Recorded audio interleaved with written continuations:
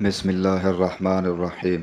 حضرت انس بن مالک رضی اللہ عنہ سے روایت ہے کہ حضرت عمر رضی اللہ عنہ نے فرمایا کہ میری 3 باتوں میں جو میرے منہ سے نکلا میرے رب نے ویسا ہی حکم فرمایا۔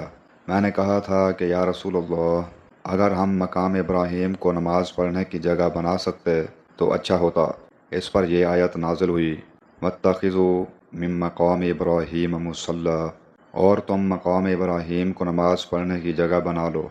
دوسری آیت پردہ کے بارے میں ہے۔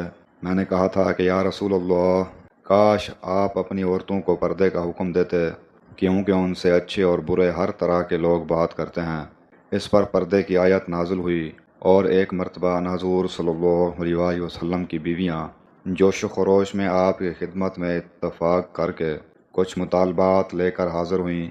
میں نے ان سے کہا کہ ہو سکتا ہے کہ اللہ پاک تمہیں طلاق دلا دیں اور تمہارے بدلے تم سے بہتر مسلمہ بیویاں اپنے رسول صلی اللہ علیہ وسلم کو عنایت کریں، تو یہ آیت نازل ہوئی، عسى ربه إن طلقكن أن يبدله أزواجا خيرا منكن۔ صحیح بخاری حدیث نمبر 402۔ حضرت عبداللہ بن عمر رضی اللہ عنہما سے روایت ہے، انہوں نے فرمایا کہ لوگ قباء میں فجر کی نماز پڑھ رہے تھے کہ اتنے میں ایک آنے والا آیا۔ اس نے بتایا کہ رسول اللہ صلی اللہ علیہ وسلم پر کل وحی نازل ہوئی ہے اور انہیں کعبے کی طرف نماز میں منہ کرنے کا حکم ہو گیا ہے۔ چنانچہ ان لوگوں نے بھی کعبے کی جانب منہ کر لیے، جبکہ اس وقت وہ شام کی جانب منہ کیے ہوئے تھے، اس لیے وہ سب کعبے کی جانب گھوم گئے۔ صحیح بخاری حدیث نمبر 403۔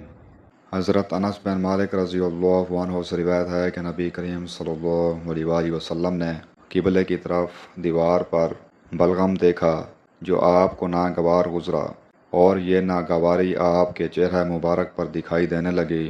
پھر آپ اٹھے اور خود اپنے ہاتھ سے اسے کھرچ ڈالا اور فرمایا کہ جب کوئی شخص نماز کے لیے کھڑا ہوتا ہے تو گویا وہ اپنے رب کے ساتھ سرگوشی کرتا ہے، یا یوں فرمایا کہ اس کا رب اس کے اور قبلے کے درمیان ہوتا ہے، اس لیے کوئی شخص نماز میں اپنے قبلے کی طرف نہ تھوکے، البتہ بائیں طرف یا اپنے قدموں کے نیچے تھوک سکتا ہے۔